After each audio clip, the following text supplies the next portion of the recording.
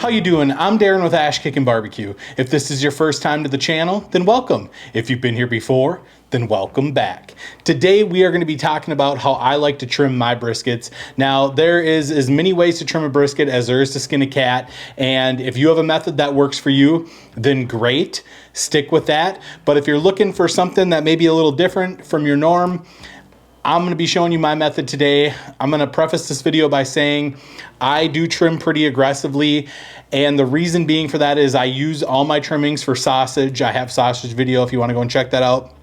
But I also want every bite to be the best it can possibly be. I want it to have the even amount of fat on each slice and everything else. So I really strive to have a nice tight trim on my brisket so I can have the final best product. Now, if you don't want to trim your brisket and you just want to season it up and throw it on, that's perfectly fine. It's completely up to you.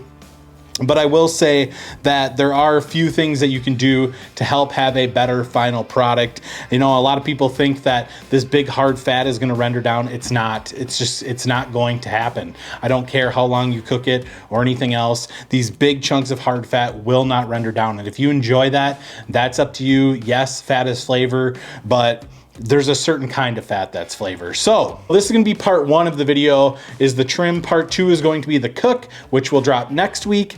And I think you're really going to enjoy that video. It's going to be an overnight cook on the brisket. So this is going to be part one. Part two will be next week. So stick around for that. And yeah, let's just get in and trim this brisket up. All right, so here is the brisket. Like I said, 16.24 pounds. Picked this up from Sam's Club. It was $69.51. Coming in at $4.28 a pound, because nothing is cheap anymore. There's the brisket. You can see it's looking pretty good. And you'll see once we get it out of the cryovac here, a lot of nice intermuscular marbling. I think it's gonna be a really good brisket. So a couple of knife choices you have. This is a 6-inch curved boning knife. This is a Butcher Barbecue brand. Really, really like this knife. Actually, all the cutlery he has is fantastic. Big fan. This is a straight boning knife. This is a Shun, not the cheapest option, but man, these are some quality knives if you want to dish out some serious money for them. I have a ton of these. I love them very much. Every one I have is just amazing. And finally, this is a slicing knife. This is a Mercer slicer, pretty cheap on Amazon. You can use all of these knives to trim your briskets. It's up to you, however you want to do it. I've trimmed with a slicer, works out pretty well. I've trimmed with the curved boning, works out well. And I've trimmed with the straight boning. I'm going to use a combination of them here today just to kind of show you how you can use each one. So let's get started trimming this. First things first here, this is a cut-proof glove. I like to wear this on my non-dominant hand just because there's been so many times where I've been trimming a brisket and I've just sliced open my hand. I keep my knives very sharp, sharpen them myself, and just tapping this knife on my skin, it just splits. So I like to have that on my non-dominant hand. That way if I'm trimming anything and it slips, boom, like that. I remember I was trimming for a contest this past year, and it was my very last slice getting my brisket shaped up for the contest. Slipped through some fat, hit myself, nice big gash on me, and just was not enjoyable. So I like to cut this open on this hard fat right here. That way you're not ruining any of the meat of the brisket. And I'm just gonna get this opened up here. Then I just slide this in front of me. That way I can put any trimmings on that plastic and get it vacuum sealed for sausage. So the first thing that I like to do is just kind of peel this back, and I'm gonna do my best to kind of show you guys what I'm talking about as I'm doing it. It is very hard to get the right angles on camera, so if you have any questions, let me know in the comments below, and I'll do my best to explain them. So I like to just peel this back here like so, and then I'm just gonna take my knife and come in and just slowly peel this back, almost like I'm filleting a fish fillet off of the fish.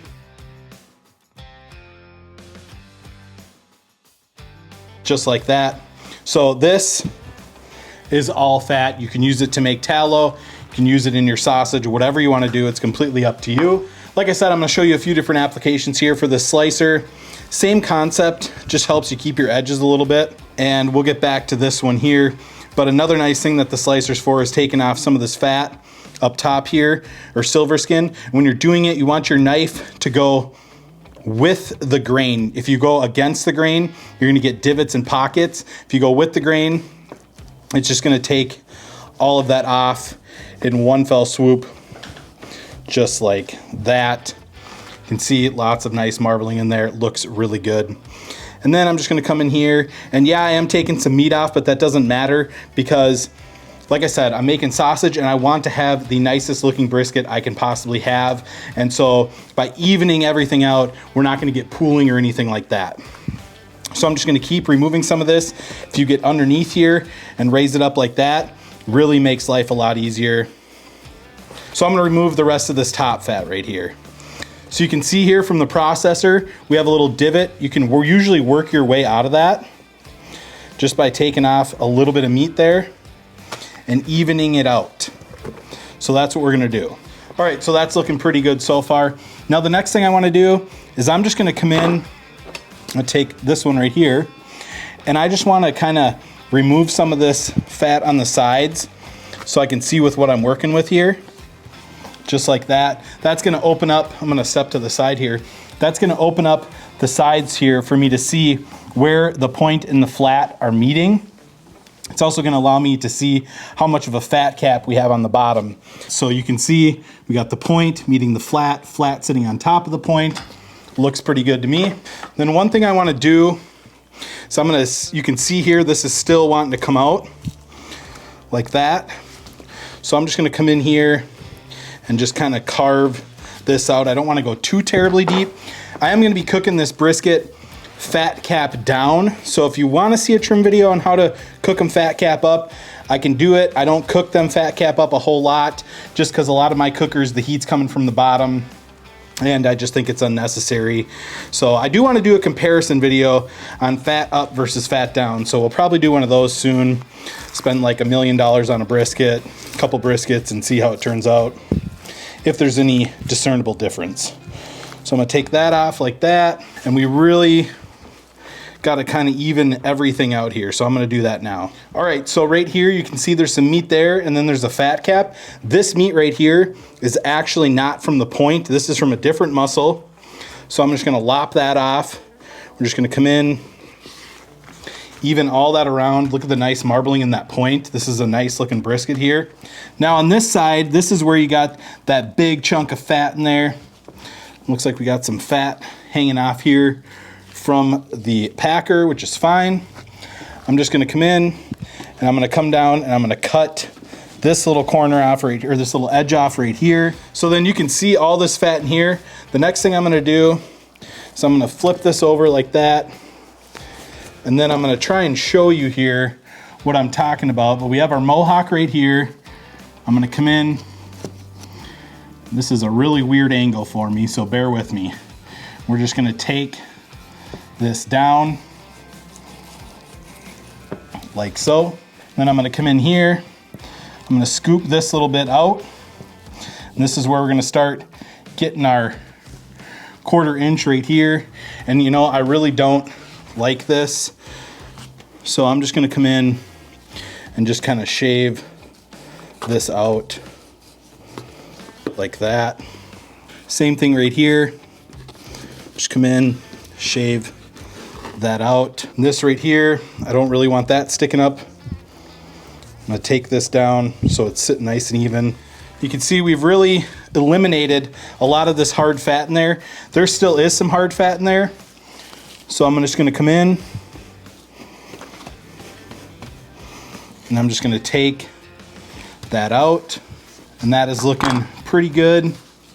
Just wanna even this line out right here. And there we go, I'm pretty happy with that. Now at this point, you're just kind of finding where your fat cap is, and you're just gonna start taking it down to 1/4 inch. I like to peel it back like this while it's still attached and just follow it, looking every now and then.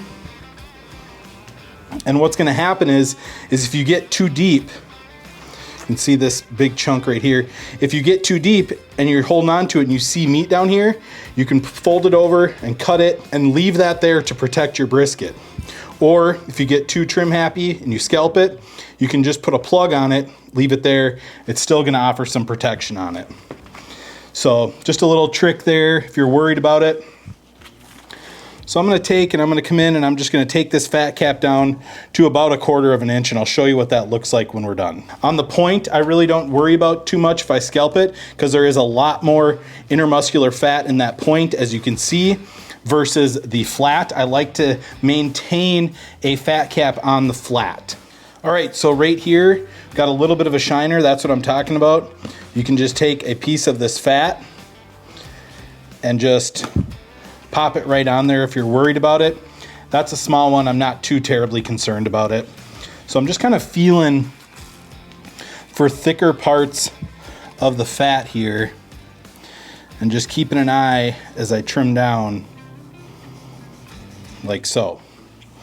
So what we're looking for is the brisket to lay somewhat flat here. And then now at this point, what we're looking at is the thickness of the flat. So right here, want to have a nice even shape. I'm just going to take this down like so. And again, I know I'm being very aggressive. There's going to be people out there who hate this trim job, and that's perfectly fine. You do whatever you like, cook your food how you like. And yeah, I get brisket's expensive, but man, look at this thickness compared to this thickness. This is not going to be a very good bite. It's going to be dry, it's going to be crumbly.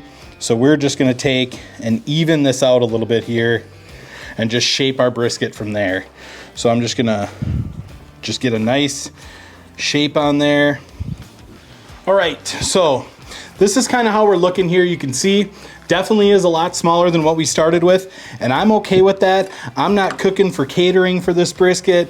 I'm cooking to enjoy every single bite of it.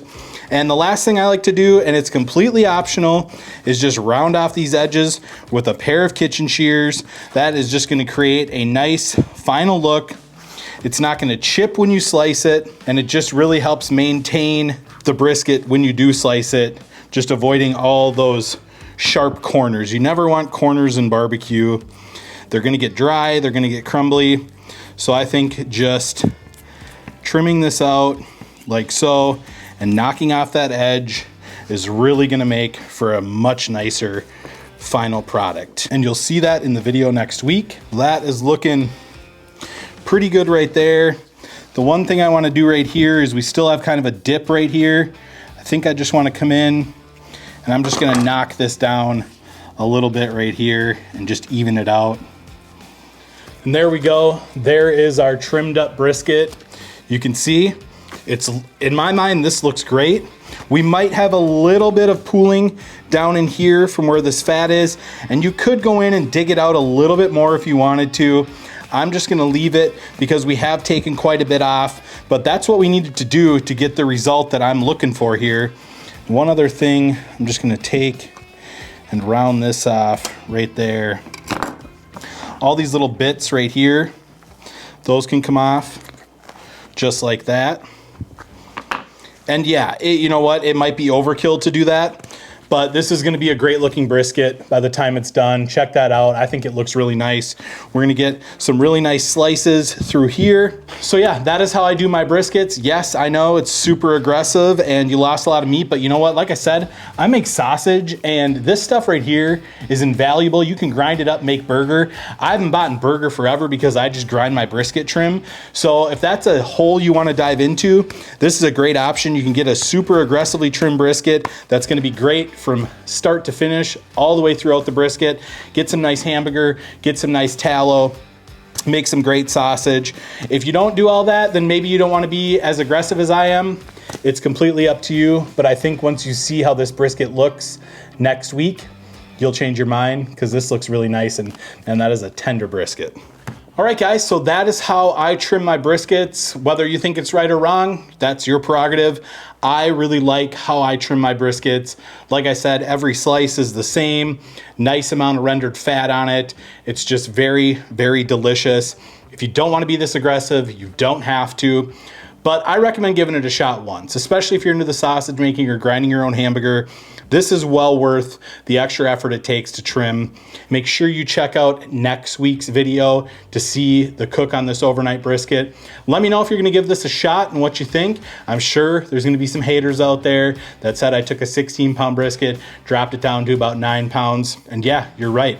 But I promise that the final product on this brisket is gonna be absolutely amazing. And guys, I hope you enjoyed this video. If you did, be sure to like, subscribe, ring that bell, stay safe, and we will see you next time.